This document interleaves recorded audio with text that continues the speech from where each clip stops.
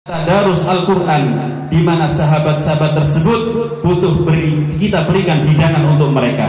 Itulah momentum kita untuk membalas 11 bulan sebelum Ramadan, supaya kita gemar bersedekah.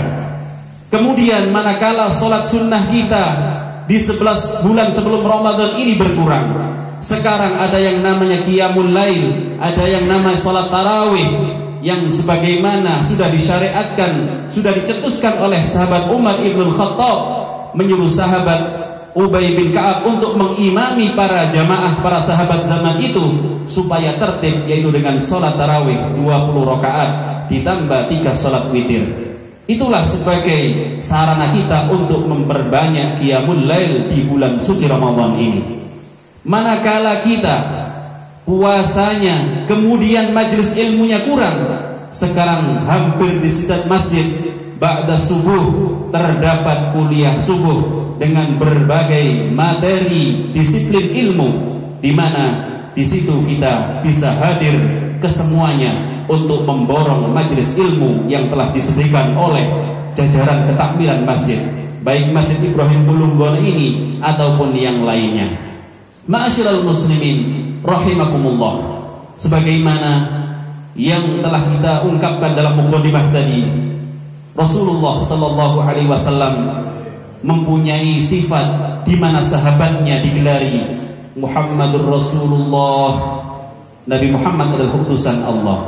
Walladzina ma'ahu asyidda'u 'alal kuffar, orang yang bersama Rasulullah zaman itu sangat keras sekali ketika bermuamalah dengan orang kafir. Dalam artian zaman itu terjadi masa peperangan. Kalau sekarang sebatas muamalah, tetap kita toleransi dan lain sebagainya. Tapi yang terpenting bukan itu, ma'asyiral hadirin rahimakumullah. Walladzina ma'ahu asyidda'u 'alal kuffar ruhama'u bainahum.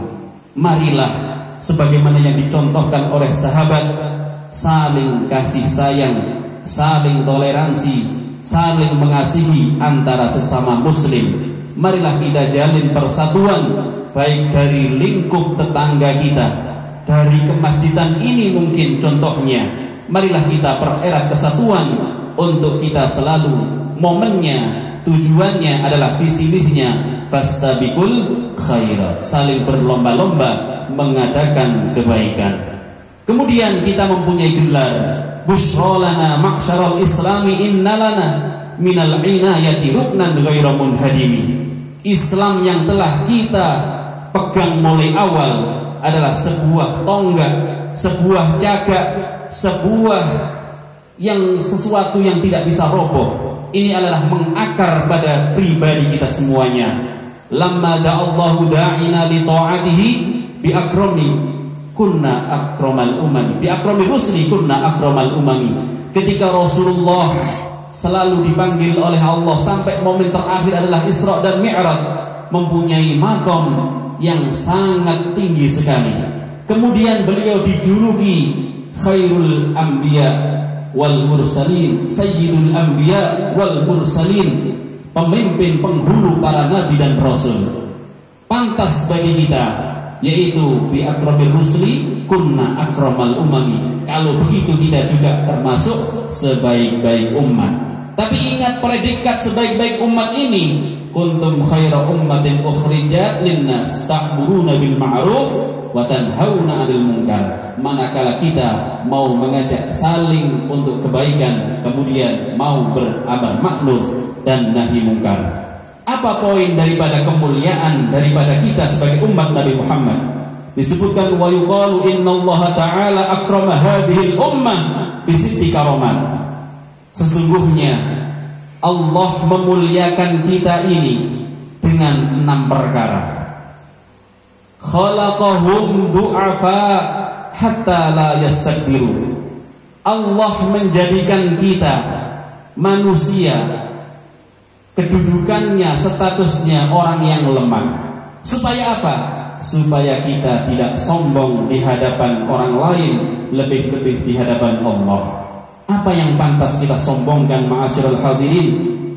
Dari seluruh tubuh kita, mulai ujung rambut kita, Bagaimana rambut ini setelah keluar uban, kemudian ketika kita berkeringat keluar ketumbe yang kotor, bahkan ada kutunya. Dari mata kita ketika kita bangun daripada tidur, keluar kotoran mata kita. Hidung kita keluar kotoran pula. Mulut kita keluar kotoran semuanya. Bahkan telinga kita ada kotorannya. Belum ke bawah semuanya. Keringat kita, kulit kita, semuanya kotoran. Apa yang kita banggakan daripada tubuh kita ini, ma'asyiral hadirin? Tidak ada sama sekali. Makanya yang paling mulia daripada tubuh kita adalah manakila taat dan takwa kepada Allah Subhanahu wa ta'ala. Yang kedua, khalaqahum sigharan fi anfusihim hatta takuna mu'natut ta'ami wa thiyabi alaihim aqalla. Manakala Allah memuliakan kita ini, status kita dijadikan orang yang kecil. Tubuh kita tidak seperti umat-umat terdahulu. Berapa zirok kita ini? 1,5 meter, maksimal 2 meter. Itu pun sampun nyundul lawang mungkin ya. Kalau orang Eropa mungkin di sana lebih tinggi, tapi standar kita 1,70 itu sudah maksimal. Tapi tujuannya apa? Supaya biaya hidup kita ini sedikit. Bayangkan kalau kita tingginya 30 meter, berapa kain yang kita butuhkan untuk berpakaian? Berapa beras yang kita butuhkan untuk makan? Makanya Allah memuliakan tubuh kita menjadi kecil ini gunanya, yaitu supaya tidak banyak modal untuk yang kita konsumsi dan kita pakai. Tidak ada yang kita banggakan. Wa thalithuha, yang ketiga, ja'ala a'marahum kisaran hatta takuna dzunubuhum aqalla. Allah menjadikan umur kita ini pendek, di antara 60 sampai 70 tahun kata Rasulullah. Jangan anggap yang lebih daripada 63 tahun lebih mulia dari Rasulullah, la. Tapi semuanya itu manakala kita buat taat kepada Allah Subhanahu wa ta'ala. Bagaimana balasan kita dalam beribadah ini? Manakala kita diciptakan oleh Allah, andai 100 tahun tetap kita ibadah kepada Allah. Itulah mulianya daripada umur kita. Dijadikan sedikit supaya dosa-dosa kita ini terbatasi. Kalau 300 tahun buat maksiat, naudzubillah min dzalik. Warabiha, yang keempat, di antara kemuliaan umat Nabi Muhammad kita ini, yaitu ja'alahum fuqara atau khalaqahum fuqara li'alla hatta yakuna hisabuhum fil akhirati aqalla. Dijadikan kita ini fakir dalam urusan dunia, supaya hisab kita di akhirat nanti lebih ringan. Mungkin kita pernah mendengar bagaimana kisah seorang Najjar atau yang cari kayu bakar ya, membawa kapak setiap hari. Mungkin orang sini dahulu tradisinya ke gunung sana untuk mencari kayu bakar, kemudian dijual ke belimbing kota Malang sana. Itu setiap hari kegiatan seperti itu. Dulu orang seperti itu ada. Kemudian dia ditawari oleh orang yang kaya, yang orang kaya ini meninggal dunia, ahli warisnya putranya mengajak, wahai orang tukang kayu, maukah engkau menemani ayahku yang sudah wafat di kuburannya?